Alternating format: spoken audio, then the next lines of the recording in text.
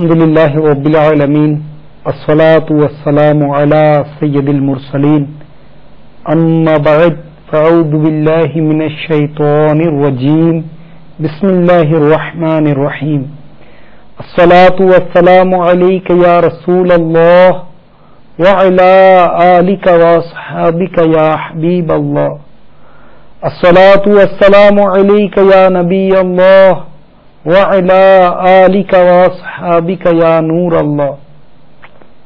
আমার মদনী চ্যানেলের সম্মানিত শ্রোতাবৃন্দ, মনোযোগ সহকারে ফয়জানে সুন্নতের অধ্যায় পেটের কুফলে মদিনা এর দরস শুনুন।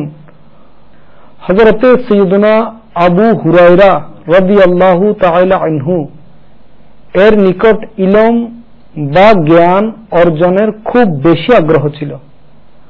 তাই তিনি সব কিছু ত্যাগ করে সরওয়ারে কওনাইন, রহমতে দারাইন, রাহতে কলবে বেচাইন, নানায়ে হাসানাইন হযরতে মুহাম্মদ মুস্তাফা সাল্লাল্লাহু আলাইহি ওয়াসাল্লামের পবিত্র কদমে পড়ে থাকতেন। ক্ষুধার পর ক্ষুধা সহ্য করতেন আর জ্ঞানের পর জ্ঞান অর্জন করতেন। আর তিনি রাদিয়াল্লাহু তাআলা আনহু এই সম্মান লাভ করেছেন যে সবচেয়ে বেশি হাদিসে মুবারাকা সমূহ তিনি রাদিয়াল্লাহু তাআলা আনহু থেকে বর্ণিত হয়েছে। প্রচুর পরিমাণে পেট ভরে খাওয়া, প্রসিদ্ধি লাভের কামনা, লোভ, লালসা ও উচ্চ পদের মায়া এগুলির সবই অমঙ্গল। এ অমঙ্গলের মিশ্রণের কারণে শিক্ষার্জনে রুহানিয়ত, আধ্যাত্মিকতা অন্বেষণকারীদের গন্তব্যে পৌঁছা খুবই কঠিন হয়ে পড়ে। ইলমে দ্বীন অর্জনে আপাদ মস্তক ইখলাস বা আন্তরিকতার নমুনা হয়ে যান আর এর বিনিময়ে আল্লাহ আজ্জা ওয়াজাল এর রহমত বেশি পরিমাণে অর্জন করুন। আলহামদুলিল্লাহ আজ্জা ওয়াজাল কুরআন ও সুন্নত প্রচারের বিশ্বব্যাপী অরাজনৈতিক সংগঠন দাওয়াত ইসলামীর সুন্নত সমূহের প্রশিক্ষণের মদনী কাফেলাগুলোর মাধ্যমেও জ্ঞান অর্জন হয় এবং অগণিত বরকত নসিব হয়। দাওয়াত ইসলামীর মদনী বাহার শুনুন। পাকিস্তানের পাঞ্জাব প্রদেশে এক ইসলামী ভাইয়ের বর্ণনা। আমি দাওয়াতি ইসলামীর আন্তর্জাতিক মদনী মার্কাজ ফয়জানে মদিনা বাবুল মদিনা করাচিতে তরবিয়তি কোর্স করার জন্য এসেছিলাম। এরই মধ্যে একদিন বৃহস্পতিবার সকাল প্রায় 4টার সময় পেটের বাম পাশে হঠাৎ করে ব্যথা শুরু হলো। ব্যথা এতই প্রচন্ড ছিল যে পর 7টি ইঞ্জেকশন দিতে হয়েছে। এরপর কোন রকমের শান্তি এলো। নিয়ম অনুযায়ী বৃহস্পতিবার অনুষ্ঠিতব্য সুন্নত বরা ইজতেমায় অংশগ্রহণ করার জন্য মদনী মার্কাজ ফয়জানে মদিনাতে সন্ধ্যায় উপস্থিত হলাম। রাত 10টার সময় ব্যথা পুনরায় শুরু হলো, কিন্তু ইজতেমায় সম্মিলিত দোয়ার সময় ভালো হয়ে গেল। 1 ঘন্টা পর পুনরায় প্রচন্ড ব্যথা শুরু হলো। তখন ডাক্তার 3টে ইঞ্জেকশন মারলেন। তারপর অবস্থা কিছুটা উন্নতি হলো। এখন অবস্থা এমন হলো যে যখনই খানা খেতাম তখনই ব্যথা শুরু হয়ে যেত। প্রতিদিন 3টি-4টি ইঞ্জেকশন দেওয়া হতো, কিন্তু কিছুতেই কিছু হলো না। শেষ পর্যন্ত স্যালাইনও দেওয়া হলো, আল্ট্রাসাউন্ডও করিয়েছি, কিন্তু ডাক্তারদের ব্যথার কারণ কোন রকম বুঝে আসলো না। নিরুপায় হয়ে এই অবস্থায় আমি হাসপাতালে পড়ে রইলাম। সেখানে আমার কাছে খবর এলো যে আমার সাথে ইসলামী ভাইয়েরা 12 দিনের জন্য সুন্নত প্রশিক্ষণের মদনী কাফেলাতে সফরের প্রস্তুতি নিচ্ছে। ডাক্তার সফরে বের হতে ভীষণভাবে বাধা দিলেন, কিন্তু আমি থাকতে পারলাম না। সুতরাং আমি ডেরা বুকটা বেলুচিস্তান প্রদেশের উদ্দেশ্যে রওনা হওয়া মদনী কাফেলার মুসাফির হয়ে গেলাম। ডেরা বুকটা যাওয়ার সময় প্রতিমধ্যে সামান্য ব্যথা অনুভব হলো, কিন্তু তা পরক্ষণেই সেরে গেল। শান্তিতে ডেরা বুকটায় পৌঁছে গেলাম। অতঃপর আমরা সেখানে শুই এসে বৃহস্পতিবারে সুন্নত বারা ইজতেমায় অংশগ্রহণ করলাম। এরপর ডেরা বুকটা ফিরে আসলাম। আলহামদুলিল্লাহ আজ্জা ওয়াজাল মাদানী কাফেলার বরকতে ব্যথা এমন ভাবে দূরীভূত হলো যে মনে হচ্ছে যেন কখনো ব্যথাই ছিল না। আর আলহামদুলিল্লাহ আজ্জা ওয়াজাল এখন পর্যন্ত পুনরায় আমার আর ব্যথার কষ্ট হয়নি। এবং সবচেয়ে বড় সৌভাগ্য এটা অর্জিত হলো যে মাদানী কাফেলাতে স্বপ্নের মাঝে আমার মদিনার তাজদার রাহমাতাল লিল আলামিন সাল্লাল্লাহু তাআলা আলাইহি ওয়াসাল্লামের दीदार হয়ে গেল। लूटने रहमते काफिले में चलो, सीखने सुन्नते काफिले में चलो।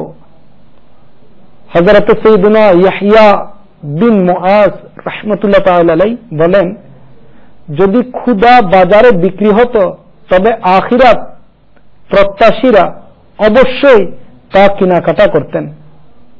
আল্লাহ আল্লাহ আউলিয়ায়ে কেরাম রাহিমাহুমুল্লাহ তাআলা এর মাদানী চিন্তাধারা করার কথা কি বলবো। হযরত সৈয়দনা ইয়াহইয়া বিন মুআজ রাহমাতুল্লাহ তাআলা আলাইহি ক্ষুধা কিনার কথা বলছেন, অথচ বোকা লোকদের মধ্যে রীতিমতো অধিক খানা খাওয়ার প্রতিযোগিতা শুরু হয়েছে। যে সবচেয়ে বেশি খানা খেতে পারে তাকে অনেক বড় বাহাদুর মনে করা হচ্ছে। আফসোস, শত কোটি আফসোস, আজকাল টাকা পয়সার বিনিময়ে মানুষেরা বাজারের পণ্য সামগ্রী ও সেগুলোর সাথে সাথে বিভিন্ন প্রকারের রোগ কিনার মধ্যে মশগুল রয়েছে। চতুর্দিকে পানাহারের বস্তুসমূহ কেনার জন্য যেন তোড়জোড় শুরু হয়ে গেছে, কারণ এখন চলছে ফুড কালচারের যুগ। এক একটি এলাকায় নানা জাতীয় কয়েকটি করে খাবারের হোটেল বা রেস্তোরাঁ খোলা হয়েছে। চতুর্দিকে হোটেল সমূহ অসংখ্য বিদ্যুৎ বাতিতে আলোকিত রয়েছে। চতুর্দিকে কাবাব, সমুসার স্তূপ, দই ও চনাবুট ভাজা ইত্যাদি ধরনের লোভনীয় খানায় ভর্তি সাজানো বর্তন যেন হাসছে। চারিদিকে বো বো করে শিক কাবাব ও চিকেন টিক্কা এর খুশবু ছড়িয়ে আছে। আইসক্রিম ও সোডা, লেমন বা পানীয় সামগ্রীর বোতল বিক্রির দোকানের খুবই রমরম অবস্থা। যার প্রয়োজন এমন ক্রেতার সাথে সাথে অনেক লোক শুধুমাত্র নফসের তৃপ্তির জন্য পানাহারের বস্তুগুলোর প্রতি ব্যাকুল দৃষ্টিতে তাকিয়ে চারিদিকে ঘুরপাক খাচ্ছে। যা হাতে আসে তাই মুখে ঢুকিয়ে দিচ্ছে, যা সামনে পাচ্ছে তাই গিলে ফেলছে। না কারো দুনিয়াবি ক্ষতির চিন্তা রয়েছে, না রোগের পরোয়া করছে, আর না আখিরাতের হিসাব নিকাশের ভাবনা করছে। প্রত্যেকেরই আকাঙ্ক্ষা হচ্ছে খাও আর খাও, শুধু খেয়ে যাও। চতুর্দিকে থেকে যেন এরূপ আওয়াজ উঠছে।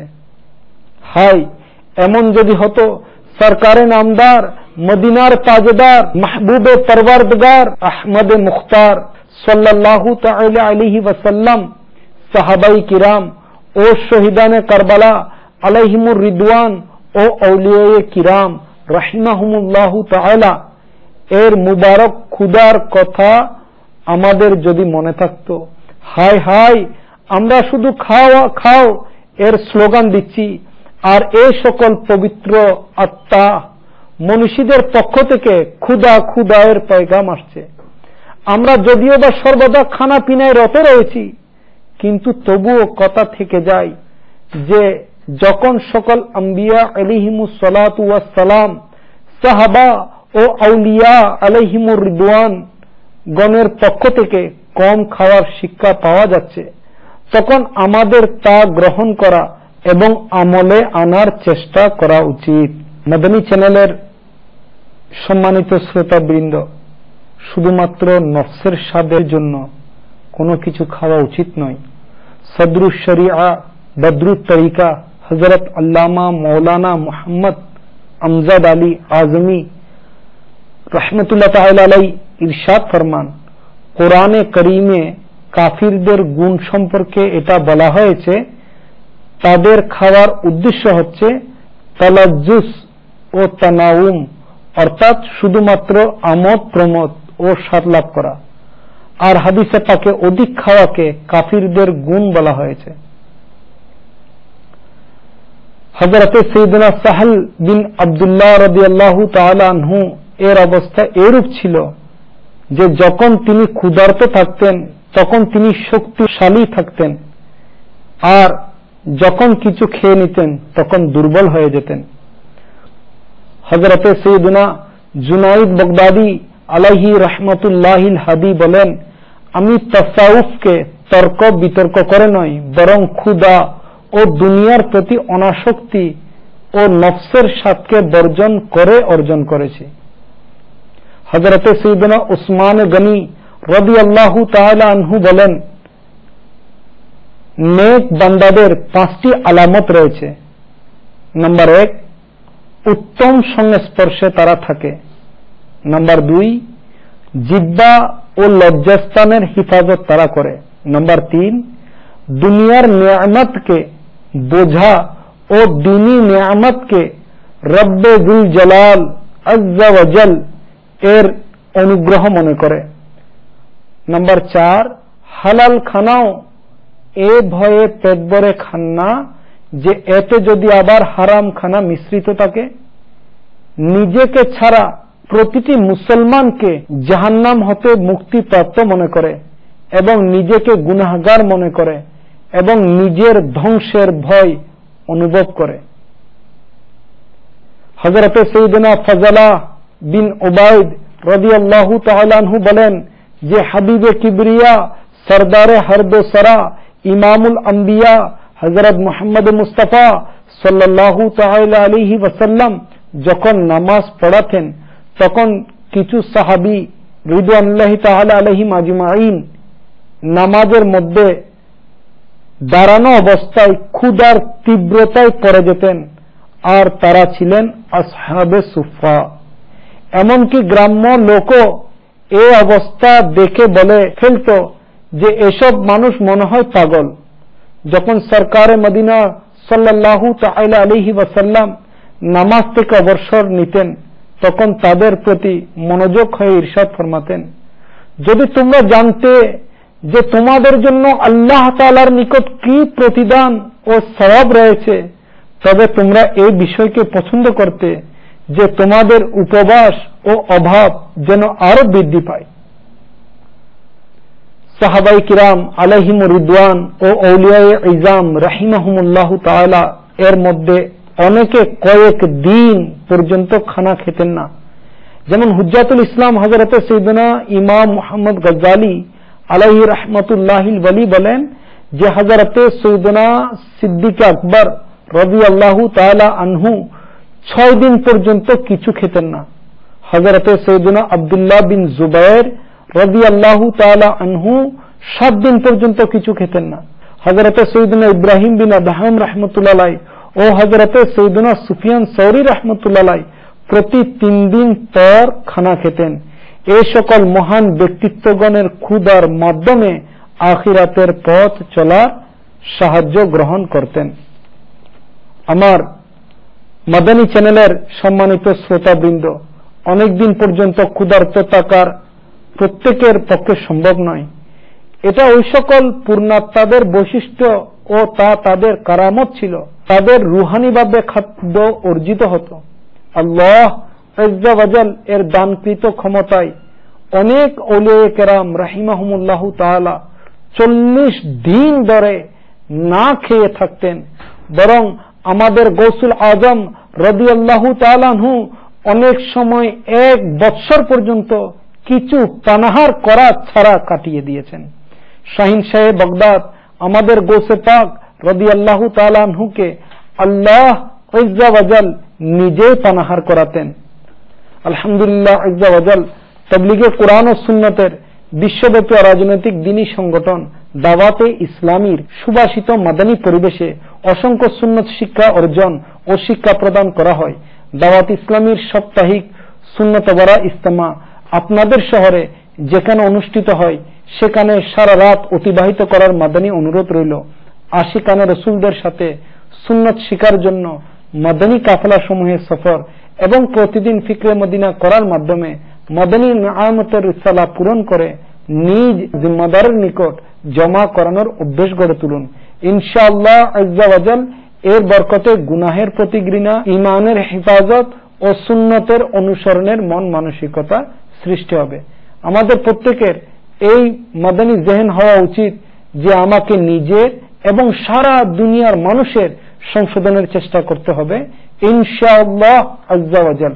নিজের সংশোধনের জন্য মদনী নিয়ামতের উপর আমল এবং সারা দুনিয়ার মানুষের সংশোধনের জন্য মদনী কাফেলায় সফর করতে হবে।